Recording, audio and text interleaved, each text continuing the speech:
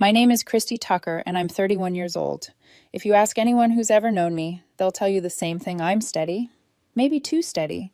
I'm the kind of person who remembers the little details in a conversation, who shows up when I say I will, who keeps the promises most people forget. For me, love was never about fireworks or chaos.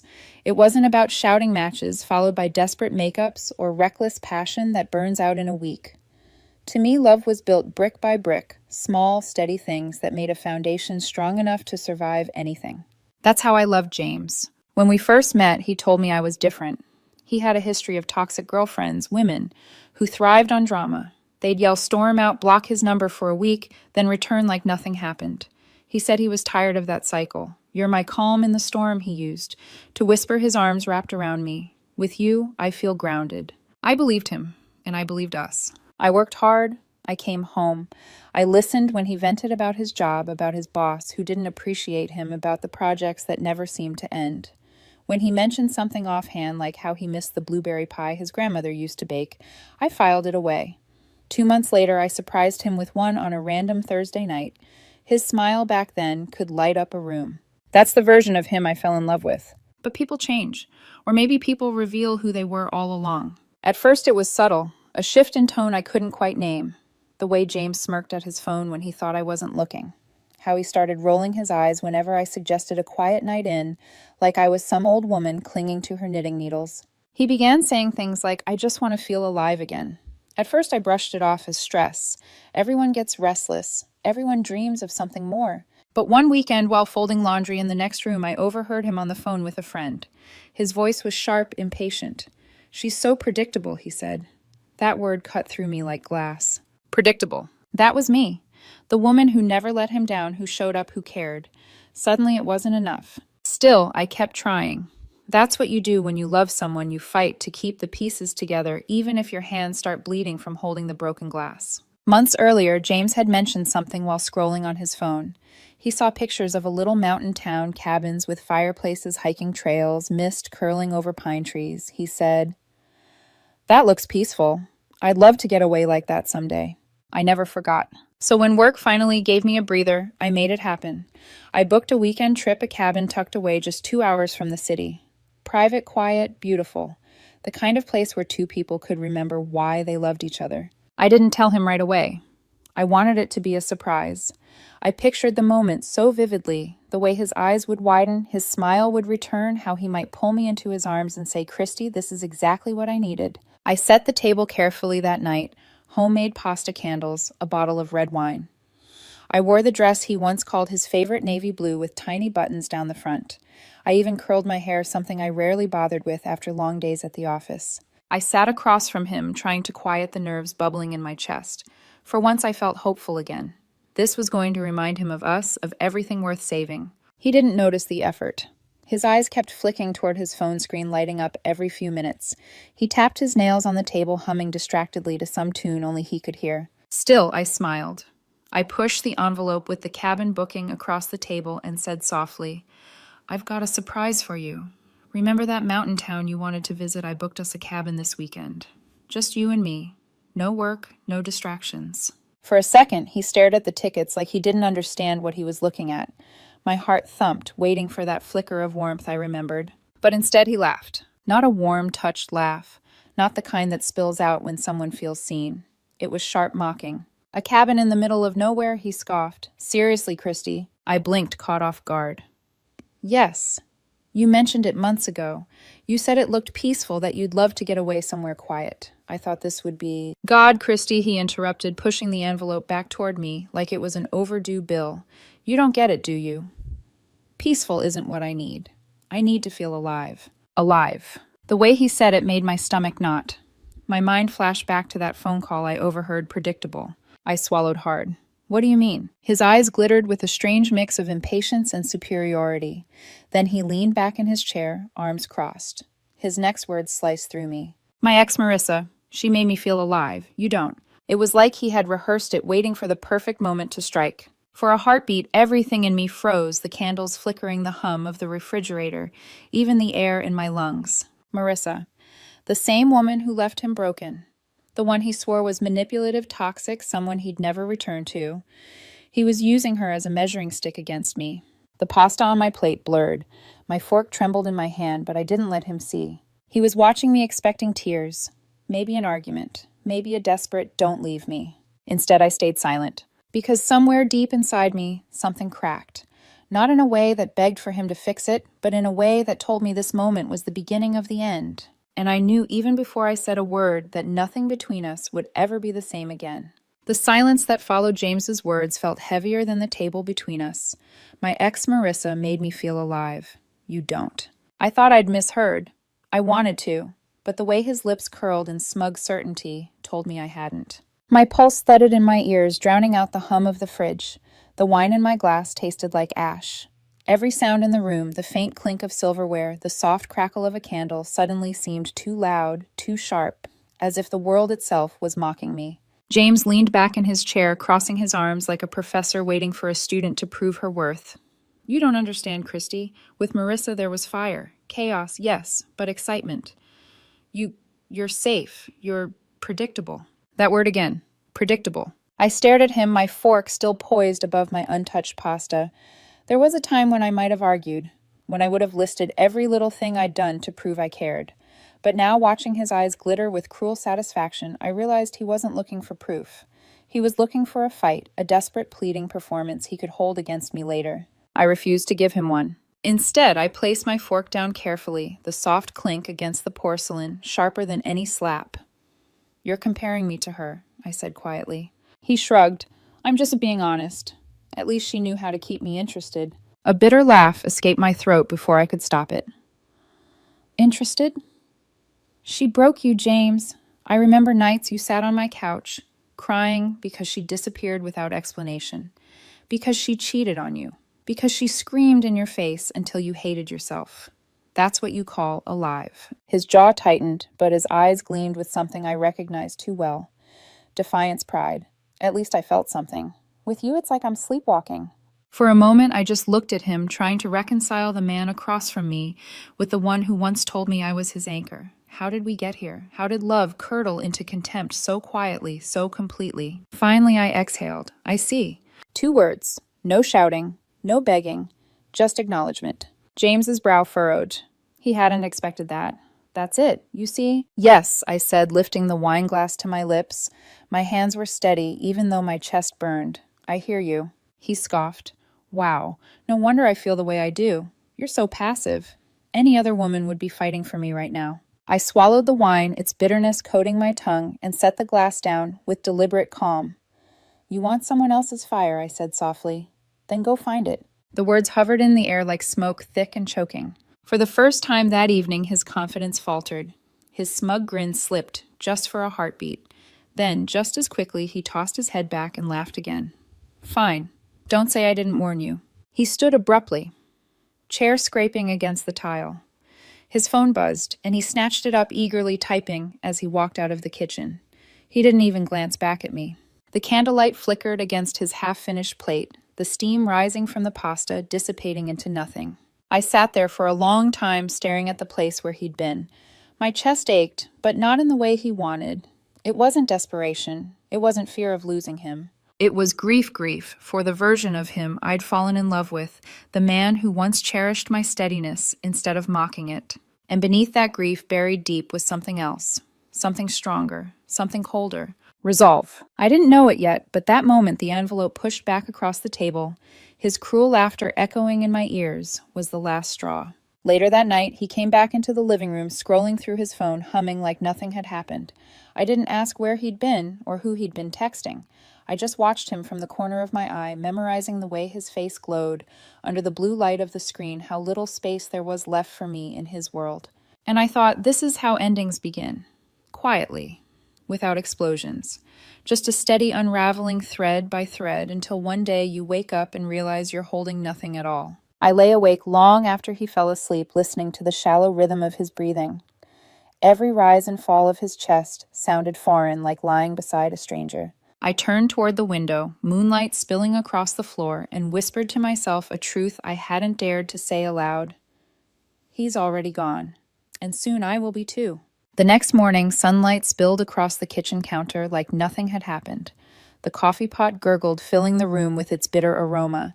James moved around in his robe mug in hand, scrolling through his phone as if last night's words hadn't gutted our relationship. "Morning," he said casually, not even looking up. I studied him. The same man who once told me I made him feel safe now couldn't even meet my eyes. He was whistling, tapping his finger against the ceramic, humming along to some half-forgotten tune. For him, life had returned to normal. For me, everything had changed. I pulled my own mug closer, the warmth pressing into my palms like an anchor. "James," I said finally, my voice even, "we need to talk." He sighed dramatically, setting his cup down with a clatter. Oh God, the serious voice. What now? I met his gaze steady. "Last night. What you said. Do you even want to be here anymore?" For a second, amusement flickered in his eyes, like I'd just asked whether he wanted eggs or toast. "I mean, I like you, Christy. You're good for me. You're stable. The kind of woman anyone would be lucky to have." "But not you," I said. He smirked a cruel twist of lips. "Not enough for me. No." He leaned back in his chair, gesturing vaguely with his mug. "You don't give me that spark, that intensity. I felt it with Marissa. I felt it with others. With you, it's like settling into boring before I've even had my fun." My jaw tightened, but my voice stayed calm. "So you've already made your choice." He tilted his head, mock sympathy dripping from his tone. "Don't be like that. It's not your fault you don't know how to keep things exciting." I let the words hang, let them poison the air between us. Then I pushed my chair back slowly, the scrape against the floor echoing like thunder in the silence. "No," I said, "it's not my fault, but it's not my problem anymore either." He blinked, thrown off balance. "That's it. You're just giving up." "No," I corrected, standing. "You gave up. I'm just accepting it." For a moment, the smugness faltered. His mouth opened like he wanted to lash out, but no words came. I didn't slam the door. I didn't cry or beg. I just walked to the bedroom, pulled out a suitcase, and began to fold my life into it, clothes, photographs, the small pieces of myself scattered across his space. By the end of the week, I was gone. I didn't announce it. I didn't post a dramatic status online. I simply disappeared from his life like a ghost slipping through the cracks. Moving into my new apartment felt surreal. One week I was making dinner in our kitchen. The next, I was sitting on the floor, surrounded by boxes, staring at bare walls, and wondering who I was without him. The silence was deafening at first. Night stretched on, long and heavy, with no familiar voice filling the space. Loneliness crept into bed beside me like an unwelcome guest. But beneath it all, there was something else, a fragile, flickering relief. Because for the first time in months, I wasn't waiting for a phone to light up with someone else's name. I wasn't listening for the sigh of annoyance when I suggested something simple. I was just me. And in that silence, I started to breathe again. It didn't take long for whispers to find me. Friends trying to soften the blow hesitated before telling me, but I could hear the guilt in their voices the way they tiptoed around the truth. "James is seeing Marissa again." Of course he was. The same Marissa who once left him shattered. The woman he had sworn was toxic, manipulative, dangerous. The one he thanked me for saving him from. Now she was his spark, his fire, his chaos. I didn't cry when I heard. I didn't even flinch. I just nodded lips, pressed into a thin line, and poured myself another cup of coffee. Inside, I thought, good. Let him have what he thinks he wants. Let him learn that storms don't keep you alive. They just leave you in ruins. I didn't know it then, but karma was already waiting in the wings. The first month alone was the hardest. I'd wake up expecting to hear James humming in the kitchen or see his shoes by the door. Instead, silence greeted me every morning, vast and unfamiliar. It pressed on my chest until I thought I'd suffocate. But silence, I discovered, could also be a teacher. At first, I filled it with distractions. Extra hours at work, mindless scrolling background TV shows I didn't even watch. But gradually, the silence shifted from suffocating to soothing. It became a space where I could hear myself again. I started going to the gym not obsessively, but with purpose. With each drop of sweat, I felt layers of bitterness peeling away. I focused on my career, pouring myself into projects until I earned a promotion I hadn't even been chasing. And one Saturday, I walked past a shop window filled with cameras and remembered something I'd once said to James in passing. I've always wanted to try photography. He had laughed back then, dismissing it as a boring hobby.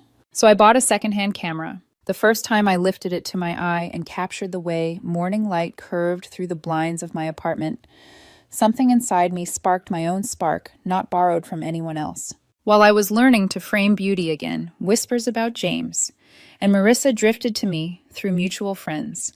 I never asked, but news has a way of finding you when you least want it. At first, they were inseparable, posting glossy pictures of rooftop bars and late-night concerts clinging to each other like they'd invented passion itself.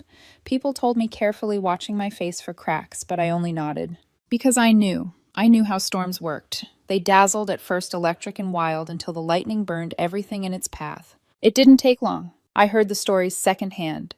James and Marissa fighting in public voices raised sharp enough to cut through glass.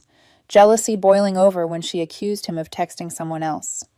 Nights when he disappeared, leaving her frantic, then reappeared as if nothing had happened. One friend described seeing Marissa storm out of a restaurant and tears streaking her mascara while James stayed behind, finishing his drink unbothered.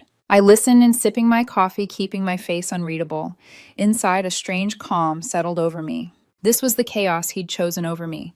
This was the fire he thought would keep him alive. I didn't rejoice in his pain, not exactly, but there was a deep, unshakable validation in knowing I hadn't been the problem. I was predictable because I was steady. I was boring because I didn't destroy the people I loved. And slowly I began to realize those weren't flaws. They were strengths. The distance between us grew wider with each passing month. I didn't see him, didn't hear from him. His name became a rumor, a story carried by others, no longer part of my present. And in that space, I began to grow. One evening, standing on my balcony with my camera slung around my neck, I watched the sunset paint the sky in shades of gold and violet. For the first time in a long while, I wasn't thinking about James, or what I lacked, or who I wasn't. I was just me, Christy Tucker, 31, alone but not lonely. What I didn't know was that while I was building a new life, James's was quietly crumbling, and sooner than I expected, the past would come knocking again. It started with a text. "Hey, just wanted to see how you're doing." James's name lighting up my screen stopped me mid-step. I hadn't seen it in months. My thumb hovered, but I didn't answer, not out of malice, but because there was nothing left to say. A week later came another. "I was thinking about you today. Remember that cabin trip you wanted to take? I should have gone. I realize that now." I stared at the message until the words blurred, then turned the phone face down on the table. Silence was my reply. But silence only made him louder. The calls began. At first I let them go to voicemail. Then came one where his voice cracked. "Christy, please. I know I messed up. She wasn't who I thought she was. You always made me feel safe, and I threw it away. Can we just talk?" My chest tightened, hearing his desperation, but I didn't call back, because I remembered. I remembered the way he had once looked at me across a candlelit table, mocking my love as predictable, dismissing my heart as bland. And no apology could erase that. Then one evening, as I was leaving work, I saw him leaning against my car in the fading light. His hands shoved deep into his pockets, his hair unkempt, eyes ringed with exhaustion. "Christy," he said, forcing a smile that didn't reach his eyes. "Can we talk just 5 minutes?" I froze, keys clenched tight in my hand. "Why?" "Because I made a mistake." His words tumbled out quickly, desperate. "I thought I wanted excitement, passion, everything Marissa promised. But it was fake. She used me. You were the only real thing I had, and I was too blind to see it." I stood in the cool evening air, watching him unravel. Months ago, I would have melted. I would have rushed into his arms, convinced love meant forgiving the unforgivable. But the woman who stood there now wasn't the same one who had begged him silently to choose her. I tilted my head, studying him. "Don't you miss us?" he asked softly. Panic flickering in his gaze when I didn't answer right away. "We had something good. You always cared. You always made me feel secure. I didn't know how to appreciate it back then." A bitter laugh escaped me. "No, James, I don't miss us." His face fell crumpling like paper. "You don't mean that." "I do." My voice was calm, steady. "I gave you everything once. You told me it wasn't enough. And you were right. It wasn't enough. Not for you. But it will be for someone else." Anger bled into his desperation. "So that's it. You're just going to throw me away after everything I meant to you." I leveled my gaze at him. "You threw me away first, remember." His mouth opened, then closed. For a moment, he looked like a man realizing he was drowning, but the lifeboat had already sailed. I stepped around him, sliding into my car. My hands shook slightly, but not from doubt, from release. In the rearview mirror, I saw him standing there, shoulders slumped, swallowed by the twilight. And for the first time, I felt nothing. No ache, no longing, just freedom. Months passed. Seasons shifted. The ache of James's absence became less of a wound and more of a faint scar, something I carried but no longer felt. By then, my life was no longer a shadow of what I'd lost. It was something new, something mine. My photography had grown from a hobby into a passion. Weekends were filled with wandering city streets capturing fleeting moments, an old man feeding pigeons, a child tugging her mother's hand, sunsets bleeding into night. And somewhere along the way, I met someone new. His name was Daniel. He wasn't flashy, he wasn't reckless, and he didn't need chaos to feel alive. He laughed at my dry jokes, asked about my day like he meant it, and when I showed him my photographs, he looked at them like they mattered. It wasn't fireworks. It was steady, warm light, the kind that didn't blind you but guided you home. One night we were invited to a mutual friend's party. I hesitated before agreeing. I knew there was a chance James would be there, but something inside me whispered that I wasn't the same woman who once trembled under his words. So I went. The apartment buzzed with conversation music spilling from a speaker in the corner. Daniel's hand was warm in mine as we moved through the crowd. And then I saw him. James. He stood alone near the drinks table, older somehow, though only months had passed. His hair was a little longer. His shirt wrinkled, his shoulders slumped as if the weight of his choices finally pressed too hard. He scanned the room until his gaze landed on me. Our eyes met. For a moment, silence swallowed everything else. The laughter, the music, the chatter, they all blurred into nothing. It was just him and me, staring across a gulf that used to be filled with love. He lifted a hand in a faint, awkward wave, a ghost of recognition. A plea, maybe. I didn't wave back. I didn't smile. I simply nodded a polite acknowledgement of someone I once knew. Then I turned Daniel's laughter, drawing me back, his hand squeezing mine. And in that instant, I knew the truth. James wasn't my storm anymore. He wasn't my anchor, my mirror, my burden. He was just a chapter closed, a name filed away in the past. I leaned closer to Daniel, listening to the ease in his voice, the steadiness of his presence. The contrast was so stark, it was almost dizzying. As the night wore on, I caught James glancing at me once or twice, but he never approached. Maybe he knew it was too late. Maybe he finally saw what he'd thrown away. I didn't feel pity. I didn't feel anger. I just felt free. On the walk home, the city lights glittered around us, and Daniel's arm brushed against mine. I thought about the woman I had been, the one who curled her hair, lit candles, and hoped a surprise cabin trip would keep love alive. The one who swallowed insults and silences because she believed in holding on. She was gone. And in her place was me. Christy Tucker, steady but not predictable, resilient but not unfeeling, finally alive in my own way. Because I had learned something James never did. Passion isn't chaos. Love isn't fire that consumes. Sometimes it's the quiet strength that carries you forward even when everything else has burned away. And I walked into the night knowing I'd never look back again.